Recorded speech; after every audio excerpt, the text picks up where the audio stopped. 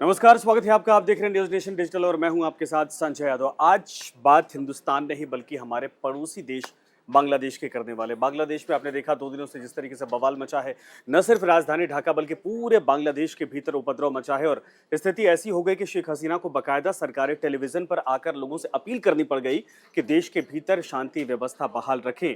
लेकिन उसका परिणाम क्या हुआ कि जो सरकारी टेलीविजन था, लोग वहां पहुंच गए प्रदर्शनकारी और बकायदा उसको आग के हवाले कर दिया। बताया जा रहा है कि 2000 के आसपास कर्मचारी थे, किसी तरीके से उन्होंने अपनी जान बचाई। इसके अलावा चाहे बस अड्डे हो, चाहे रेलवे हो, चाहे आम पब्लिक प्लेस हो, हर जगह इस वक्त आगजनी की तस्वीरें हैं। जमकर बवाल हो रहा है, पुलिस किसी तरीके से रोकने की कोशिश कर रही, लेकिन इन सब के बीच में यानी खींचतान के बीच में 39 लोगों की मौत हो गई है जो प्रदर्शनकारी, और लगभग 2500 के आसपास ये संख्या हालांकि आ रही है। अब सरकारी तौर पर कितना है और दूसरे लहजे में कहा जाए तो कितना है, ये आने वाले वक्त में पता चलेगा।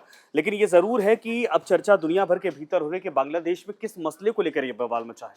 क्यों आरक्षण, जिसका जिक्र हिंदुस्तान में भी होता है, राजनीतिक पार्टियां उस हिसाब से अपनी राजनीतिक रोटियां सेकती है, लेकिन बांग्लादेश में आखिर आरक्षण का मतलब क्या है, वहां किसको मिलता है आरक्षण, क्यों वहां पर बवाल मचा, यही आज चर्चा का विषय है। रोहन हमारे साथ है। रोहन, सबसे पहले ये बताइए बांग्लादेश में आखिर किस मुद्दे को लेकर ये देखिए संजय, ये भी एक विडंबना है कि भारत में आरक्षण देने पर बवाल होता है। हाँ। और वहाँ आरक्षण खत्म करने को लेकर पड़ोसी देश बांग्लादेश में यानी ये जो प्रदर्शन है ये आरक्षण को खत्म करने की मांग को लेकर हो रहा है। छात्र वहाँ पर ये प्रदर्शन कर रहे हैं, जिसमें आपने बताया कि 39 प्रदर्शनकारियों की मौत भी हो चुकी है और 250 लोग घायल बताए जा रहे हैं। अब पूरा मसला क्या है ये मैं आपको बता देता हूँ। ये पूरा मसला बांग्लादेश की आरक्षण व्यवस्था, रिजर्वेशन सिस्टम को लेकर है। असल में वहाँ स्वतंत्रता सेनानियों के बच्चे को सरकारी नौकरियों में 30% रिजर्वेशन मिलता है। टोटल पहले बता दो कि वहाँ 56% रिजर्वेशन का पूरा कोटा है, पूरा सबको मिला जी। उसमें अब किसको कितना मिलता है ये वो मैं आपको बता दे रहा हूँ कैसी व्यवस्था है। वहाँ स्वतंत्रता सेनानियों यानी फ्रीडम फाइटर्स के बच्चों को सरकारी नौकरियों में 30% रिजर्वेशन मिलती है। और ये 1971 वाले हैं, जब बांग्लादेश का उदय हुआ था, हिंदुस्तान ने उस युद्ध में पार्टिसिपेट किया था। उसके बाद वो जो कहा जाता है कि जो स्वतंत्रता सेनानी थे या बांग्लादेश को जिन्होंने निर्मित किया, उनके परिवारों को इसका बेनिफिट मिलता है। इसके अलावा महिलाओं के लिए 10% आरक्षण है।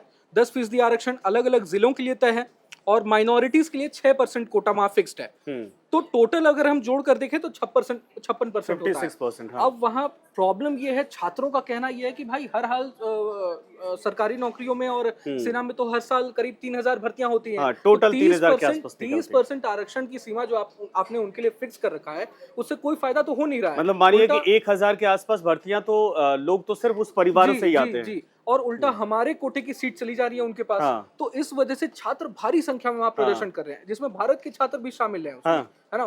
तो अभी खबरें आ रही हैं कि भारत के छात्रों के लिए एडवाइजरी भी जारी किया गया है। आपको बता दें कि अगर वहां पर 3000 नौकरी साल भर में निकलती है तो उसके लिए आवेदन करने वाले 4 लाख हैं जी। और 4 लाख में भी आप सोचिए कि अगर 30% के आसपास देखा जाए, 3000 नौकरियों में 1000 उन परिवारों को मिलता है जो 1971 में फ्रीडम फाइटिंग के दौर में दरअसल शामिल रहे। उन परिवारों को प्रिविलेज मिलता है, ये रिजर्वेशन होता है। इसके अलावा जो 2000 बच्चे हैं उनमें बाकी लोग कॉन्टेस्ट करते हैं और 56% के अलावा जो बचता है 100% में, वो दरअसल मेरिट के आधार पर तय किया जाता है। अब सोचिए कि सिर्फ 3000 नौकरियों के लिए 4 लाख आवेदन अगर वहां पर होंगे और उसमें से भी 30% कोटा किसी के लिए रिजर्व कर दिया जाएगा तो बवाल मचने की स्थिति पैदा होती है। भारतीय सरकार का भी इसमें कोई हस्तक्षेप है क्या? बिल्कुल, जो वहां के जो इंडियंस हैं जी बिल्कुल। चूंकि हिंसा इस कदर वहां फैल चुकी है कि बांग्लादेश की पूरी सेना को सड़कों पर उतरना पड़ गया है। तो भारतीय उच्चायोग ने निर्देश जारी किया था, एडवाइजरी जारी की है वहां रह रहे भारतीयों के लिए। इसमें कहा गया कि नागरिकों की बांग्लादेश के ताजा हालातों को देखते हुए भारतीय समुदाय के सदस्यों और बांग्लादेश में रहने वाले भारतीय छात्रों को यात्रा से बचने की सलाह दी गई है।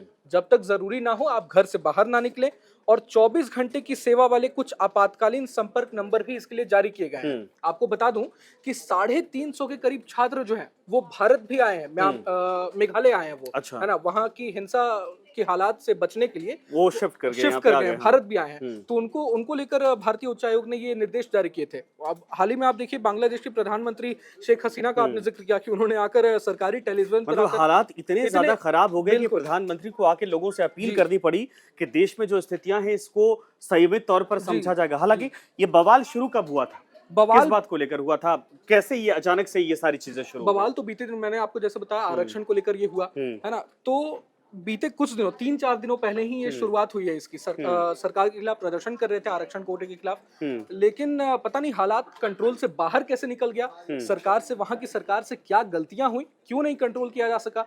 मुझे ऐसा लगता है कि सरकार को छात्रों से बैठकर एक साथ आमने सामने बात करनी चाहिए, उनके मसलों को हल करना चाहिए। अच्छा, एक चीज और समझते हैं हिंदुस्तान के लहजे से, क्योंकि हिंदुस्तान में अल्पसंख्यक आबादी को भी एक तरह से कहा जाए कि कई मायनों में रिजर्वेशन है या फिर उनको प्रिविलेज दिया जाता है। वहां पर हिंदू जो आबादी है वो अल्पसंख्यक में आती है, क्या उनको लेकर कोई रिजर्वेशन पॉलिसी है? अल्पसंख्यकों को लेकर वहां पर 6% हिंदुओं के लिए अलग आरक्षण नहीं है, अलग से नहीं है, वहां पे अलग नहीं है। माइनॉरिटीज जैसे संथाल, पांखो, त्रिपुरी, चकमा और खासी, ये वहाँ के माइनॉरिटी समुदाय हैं, अल्पसंख्यक।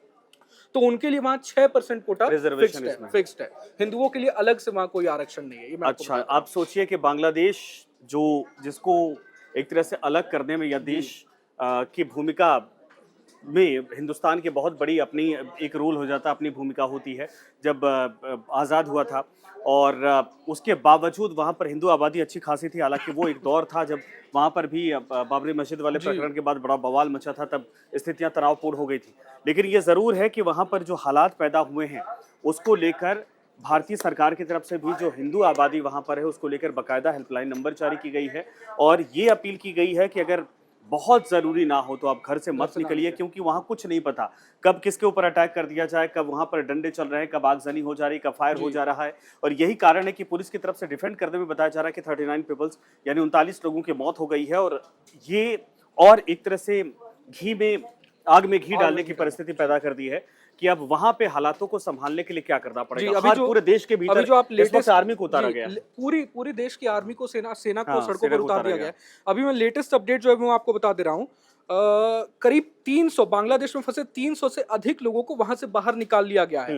अधिकारियों ने जानकारी दी है। ये हिंदुस्तान के हिंदुस्तान के ही नहीं, मैं आपको बता रहा हूँ। जानकारी के मुताबिक 300 लोग मेघालय पहुंचे हैं, जिनमें भारतीय, नेपाली और भूटान के लोग शामिल हैं। गृह मंत्रालय ने बताया है कि इंटीग्रेटेड चेक पोस्ट के जरिए ये भारत पहुंचे हैं। और अभी फिलहाल मेघालय में है, ये सेफ हाउस में इनको रखा गया है। तो ये फिलहाल जानकारी सामने आ रही है। अच्छा, कुछ भारत के बच्चे भी वहां जाकर पढ़ाई करते हैं। ऐसे हालात में उनसे भारतीय सरकार क्या अपील कर रही है, क्या कह रही है कि वो कैसे सेफ रहें? क्योंकि अगर हिंसा होती तो पता नहीं, और खास करके ये हिंसाएं उन इलाकों में हो रही है जहां स्टूडेंट वाकई में हैं। जी देखिए, भारत की सबसे पहली प्राथमिकता यही है कि हमारे स्टूडेंट सेफ रहें। यूक्रेन वॉर में भी हमने देखा था, हमारी प्राथमिकता यही है कि स्टूडेंट सेफ रहें और उनकी सकुशल वापसी हो सके देश में। तो जिस तरह से वहां हिंसा फैली है, तो सरकार बिल्कुल अभी एक्शन मोड में है और हर इस पे मिनट टू मिनट पैनी नजर रखी जा रही है। स्टूडेंट्स भी अभी करीब आपको बता दूं कि भारतीय स्टूडेंट्स जो मेघालय पहुंचे हैं उनकी संख्या 202 है ना। इसके अलावा नेपाली छात्र, भूटान के छात्र भी, उनको भी मेघालय पहुंचाया गया है ना। तो अभी फिलहाल वो सेफ हैं, लेकिन बच्चे जो हुए हैं वहां, जो बाकी फंसे हुए छात्र जो हैं, उनको लेकर अभी क्या एक्शन प्लान है, ये देखने वाली बात होने वाली है। कल जो हालात देखे हमने, बाकायदा दोनों तरफ से पत्थरबाजी, या कहा जाए कि लोग पत्थरबाजी कर रहे थे, सेना डिफेंड कर रहे थे उसको लेकर। उसके बाद वाटर कैनन का इस्तेमाल, आंसू गैस की गोले छोड़े गए थे। ये जो 39 लोग मारे गए हैं, क्या अलग अलग हिस्सों से हैं या जो बड़ा प्रोटेस्ट एक राजधानी ढाका में हुआ था वहां से ये खबर? जी देखिए, फिलहाल मैं आपको बता दूं कि 39 प्रदर्शनकारियों की मौत हो गई है। हाँ, किस हिस्से से ये लोग हैं ये अभी पता नहीं चल पा रहा है, क्योंकि हिंसा पूरे देश में फैला हुआ है हिंसा। तो अभी फिलहाल जानकारी नहीं सामने आ पाई है। प्लस हमारे देश की नहीं है, बांग्लादेश है, तो अभी रिपोर्ट्स आने में बहुत देरी लग रही है ना। मैं आपको बता दूं कि मोबाइल इंटरनेट भी वहाँ बंद है ना। तो इस वजह से और लेटेस्ट अपडेट्स नहीं आ पा रही हैं। अच्छा, हाँ, मोबाइल वहाँ इंटरनेट सेवा को रोका गया है ताकि हिंसा जो इस वक्त हो रही है ये और ज्यादा बढ़ ना जाए। और अगर इन्फॉर्मेशन एक दूसरे से शेयर नहीं होगा तो हो सकता है कि ये कंट्रोल करने में एक तरह से सरकारी तंत्र होता है जिसको वेपन के तौर पर इस्तेमाल किया जाता है कि चीज़ों को नियंत्रित किया जा सके। ये ज़रूरी है, लेकिन ये ज़रूर है कि हाँ, जो भारतीय लोग वहाँ पर हैं उनसे हम सबकी भी अपील है कि आप सुरक्षित रहें। जैसा भारतीय सरकार आपके लिए सहयोग करने की बात कर रही है, हेल्पलाइन नंबर जारी किया गया है, कोई आवश्यकता हो तो आप एम्बेसी से संपर्क कर सकते हैं। और इन सब के अलावा अगर आपको वाकई में बहुत ज़रूरी काम नहीं है तो आप 2-4 दिन अपने घरों में रहिए, अपने हॉस्टल्स में रहिए, जो व्यवस्था आपके पास वहाँ रहिए। जब तक ये पूरा माहौल ठंडा ना हो जाए, शांत ना हो जाए, तब तक घरों से बाहर बिल्कुल मत निकलिए। ये जरूरी हो जाता है। तो इसी के साथ रोहन फिलहाल इसको अब खत्म करते हैं। बिल्कुल। धन्यवाद आपका। बिल्कुल। और आप सबसे भी अपील है कि आप लोग भी इस वक्त जो आपके घर परिवार के आसपास पड़ोस के लोग हैं जो वहाँ पर हैं, उन सबों की खबर लीजिए, आखिर उनसे पता करिए कि वो किस हालात में हैं, और सबसे कहिए कि संयमित रहें, सुरक्षित रहें, घरों में रहें, और सबसे पहले अपनी सुरक्षा करें। उसके बाद में हालात सुधरते हैं तो फिर वो यहाँ वहाँ निकलना, जहाँ भी जाना हो सकता है जा सकते हैं। इसी के साथ फिलहाल इतना।